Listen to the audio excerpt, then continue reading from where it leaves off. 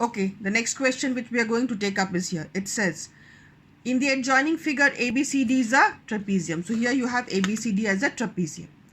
If angle A is to angle D is 5:7, angle B is given as 3x plus 11, angle C is given as 5x minus 31. They are saying find all the angles of the trapezium. So it is just a trapezium. So here we'll draw it ABCD, the diagram ABCD. Okay. These two sides are parallel, the other two are non-parallel. What is given to you is that angle A is to angle D is given to you as 5:7. Okay, so as you know, if the ratios are given, how do we take? Let the angles be, the ratio is 5:7. So I am taking the angles as, let the angles be 5A and 7A. I am not taking X. Usually we take X because X is there in the other part of the question. So I can't be taking X. So let the angles be 5A and 7A. Okay, can take any variable, doesn't matter. So I've taken this. Okay, these are the angles, angle A and angle D, they are in the ratio 5:7. So let the angle A and angle D be 5A and 7A. Now what do you know? You know that there is only one property for a normal trapezium, is that the adjacent angles should be supplementary. That means angle A plus angle D should be 180 degree and angle B plus angle C should be equal to 180 degree. So we are going to use that property. So here it is. 5A plus 7A is equal to 180 degree. That means 12A is equal to 180 degree. That means A is equal to 15. 180 divided by 12. So A is coming out to be equal to 15. That means my angle A should be equal to, angle A is 5A.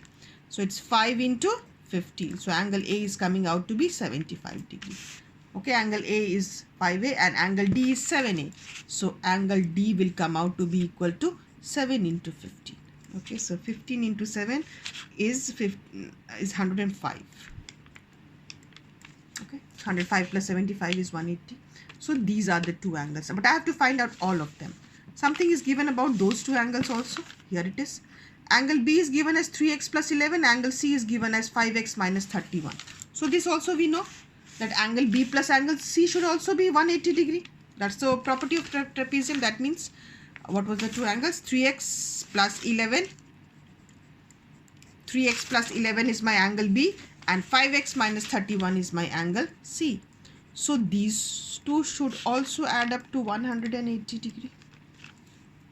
Because again, same reason, adjacent angles are supplementary. You better write down the reason. I forgot to write down. Okay, adjacent angles are supplementary. Same reason here also. Okay, adjacent angles are supplementary. Adjacent angles are supplementary. Okay, so now just see 5 plus 3, this is 8x. 11 minus 31 is minus 20. It will go on that side and become 200. 8x is equal to 200. That means x is going to be equal to 200 by 8. 8 2s are 16. 8 5s are 4. So x is coming out to be 25. Okay, so what is angle B going to be? Angle B was 3x plus 11. Angle B was 3x plus 11. So this is going to be equal to 3 into 25 plus 11. That's 75 plus 11. 75, 85, 86 degree. And what should angle D be? No, angle C. Angle C is given to me as 5x minus 31. X I've got as 25. So 5 into 25 minus 31. 25 into 5 is 125 minus 31. This would be, once I subtract 25, I'll reach 100. How many more? 6 more. That makes it 94. And we'll just check whether 94 and 86 add up to 180 or not. They do add up to 180. So we have got all the angles. 94 degree, 86 degree, okay, 75 degree, 10 degree. So all the angles we've got. Okay, and we've used the property of trapezium which we know. That is adjacent angles are supplementary. Okay, since here I have to do all the sums, the reason being they're all different. You know, each one is having a different quadrilateral. So I am having to do most of the sums. That is okay. But I'll probably later on I'll give you questions from some other book. The question over here is, in the adjoining figure, ABCD is a rectangle. Okay, so here is the figure. It says that ABCD is a rectangle. So the diagram is something like this. A, B, C, D. A, B, C, D is a rectangle. And here you have something not drawn like this. You can see EC, something like this. ECF. And there is an angle over here. Okay, let us see what are they asking us. What have they given to us? They have given to us is that angle CEB is to angle, again they have given us some ratio. Angle CEB is to angle ECB is equal to 3:2. Find number 1 angle CEB and angle DCF. Angle CEB and angle DCF. Okay, this is what they have given. Let us see how do we go about it. Okay, so what was given to me is that angle CEB, that means this angle, and angle ECB, these two angles are in the ratio 3:2. Okay, so I'll take the angles as 3x and 2x. Okay, let the angles be. Okay. So let angle CEB and ECB, okay, these two, is equal to 3x and 2x. Okay, let these, because the ratio is 3:2, so I'll take them as 3x and 2x. Now, can I find out what these angles are? I require to find out is what it is required. CEB is required. That means this angle is required. Okay, so what do I know from here? Look at this triangle. This is a rectangle, so obviously this is going to be 90 degree. And so that means 90 plus 3x plus 2x should be equal to 180 degree. 90 plus 3x plus 2x should be equal to 180 degree. The reason being, sum of the angles of a triangle is always 180 degree. Sum of the angles of a, do write down the full sentence, angles of a triangle is 180 degree. So from here you can find out, this is 5x is equal to 90. This means x is equal to 18.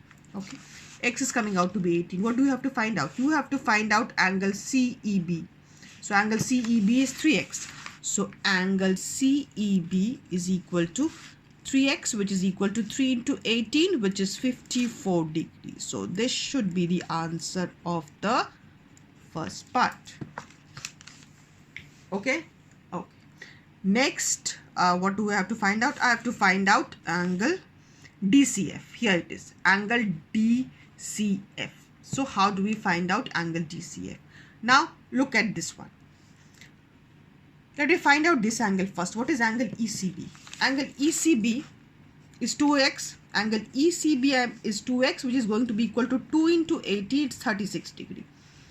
So this angle I have got as 36 degree. If this angle is 36 degree, what is this angle going to be? Okay, if I give this angle a name y for our convenience, okay, instead of naming DC, let me take it as y. Now what do you know? You know that this plus this should be 90 degrees, isn't it? It's the angle of the rectangle. So 2x you already have. So what should your y be? Y should be equal to 90 minus 36. So this should be equal to how much? 90 minus 30 is 54 degree. So this one is coming out to be, oh, this I could have got by the property of parallel lines also. If this is 54, alternate angles. Obviously it's a rectangle, the sides are parallel. So if this is 54, I could have got it directly also as 54. Anyway, we got y as 54. Once I get y as 54, I can find out angle DCF, because this is a linear pair. They are lying on a straight line. So these two angles should add up to 180 degrees. So angle DCF is going to be equal to 180 minus 54. Angle DCF is equal to 180 minus 54. That should be equal to 126 degrees. So this is the second answer. The reason you can write it as that this is a linear pair. Okay, that means the angles are on a straight line. Okay. Oh.